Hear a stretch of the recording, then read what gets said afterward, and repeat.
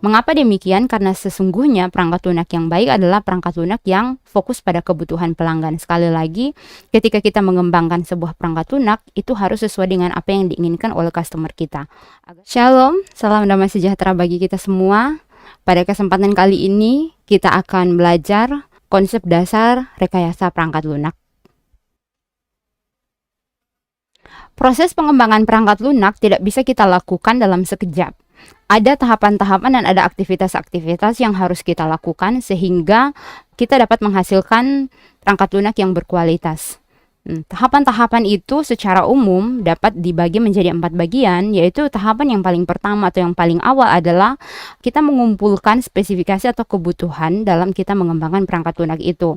Di tahapan ini kita harus tahu apa saja yang harus kita kerjakan ketika kita akan mengembangkan perangkat lunak itu, dan bagaimana sampai di mana saja batasan pengembangan perangkat lunak kita. Setelah kita tahu batasannya, apa saja yang kita butuhkan untuk mengembangkan perangkat lunak itu, selanjutnya maka kita baru bisa mengembangkannya dalam tahapan yaitu pengembangan. Nah, dalam pengembangan ini kita melakukan banyak kegiatan di dalamnya. Kita bisa melakukan analisis, kita bisa melakukan desain. Desain pun ada banyak jenis desain yang bisa kita lakukan sehingga jadilah sebuah sistem aplikasi. Setelah kita desain, kemudian kita juga bisa melakukan coding di dalamnya sehingga setelah itu selesai jadi sebuah aplikasi. Setelah sebuah aplikasi ini kita selesai develop atau selesai kita bangun, kemudian kita validasi.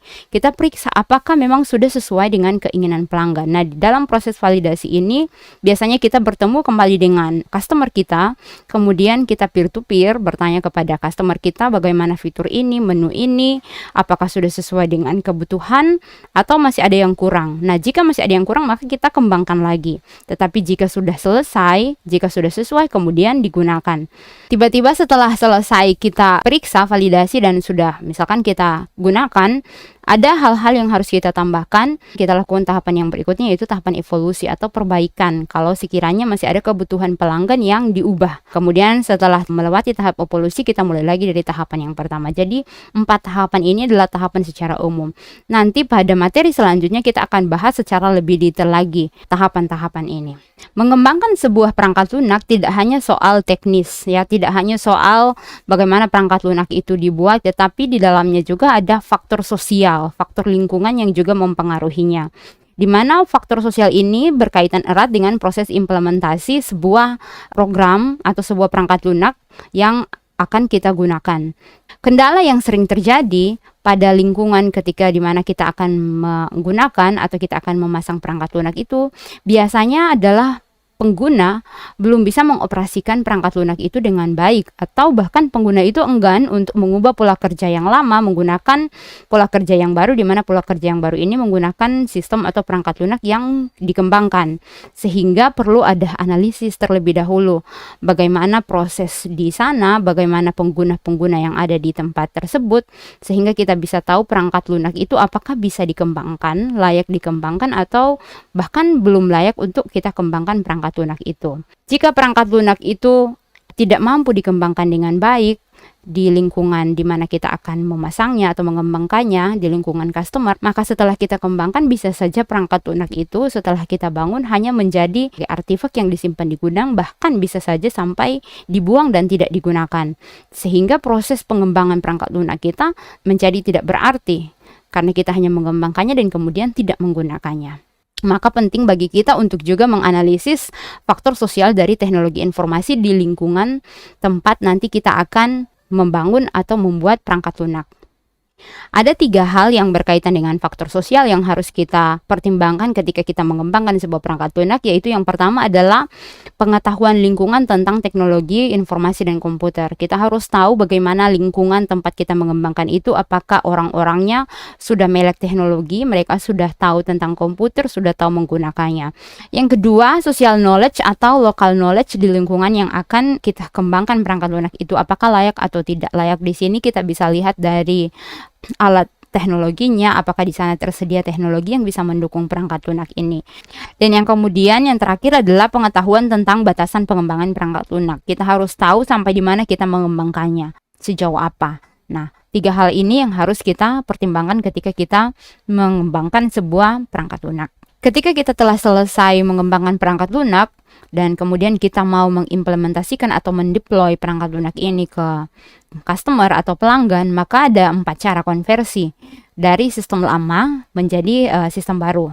Yang pertama adalah konversi paralel. Nah, dalam konversi paralel ini dilakukan beberapa waktu transisi. Jadi, misalnya kita punya sistem lama dan sistem baru, sistem lama masih digunakan sambil kita mulai belajar menggunakan sistem baru. Jadi ada proses semacam overlapping dari sistem lama sistem baru. Ketika yang sistem baru sudah bisa dikuasai dengan baik, maka sistem lama kemudian ditinggalkan dan tinggal menggunakan sistem baru.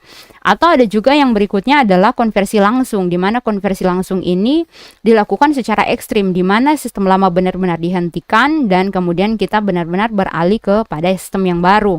Dan yang ketiga ada konversi per fase, di mana dilakukan secara demi sedikit setiap fungsi sistem ya. Jadi misalnya kita awali dalam sebuah perusahaan, yang kita ganti dulu adalah bagaimana kita menginputkan data. Ya, jika kita misalkan awalnya kita input dengan misalnya kita tulis ya data-datanya, kemudian kita ganti ya, berarti sekarang diketikkan, disimpan ke dalam penyimpanan kita. Nah, setelah itu bagaimana diproses, bagaimana proses pengolahan data itu ya, fungsi yang kedua. Dan setelah selesai diproses, kemudian fungsi yang berikutnya adalah misalnya kita perbaiki fungsi pelaporannya.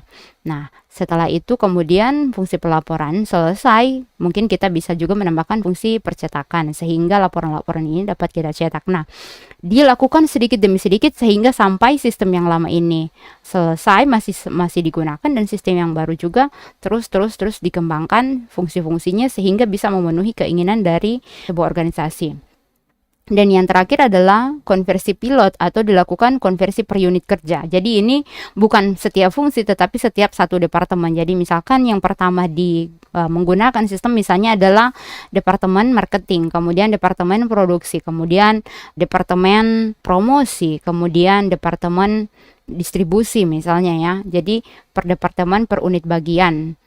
Itu adalah konversi yang keempat. Sebagai penutup, pengembangan perangkat lunak yang berhasil dan bisa diterima dengan baik tidak hanya tentang teknis, tetapi kita juga harus mempertimbangkan masalah-masalah non-teknis seperti permasalahan sosial dan isu-isu yang ada di masyarakat. Jadi ketika kita mengembangkan sebuah sistem, sebuah perangkat lunak, maka kita juga harus melihat lingkungan sosial yang ada di sekitarnya. Nah, jika masalah teknis dan non-teknis ini sudah kita pertimbangkan dan sudah kita perhatikan dengan baik, maka besar kemungkinan perangkat lunak yang kita kembangkan dapat berhasil dan bisa diterima oleh pelanggan dengan baik. Sampai di sini materi kita. Terima kasih. Jika ada pertanyaan dapat menghubungi kontak yang ada.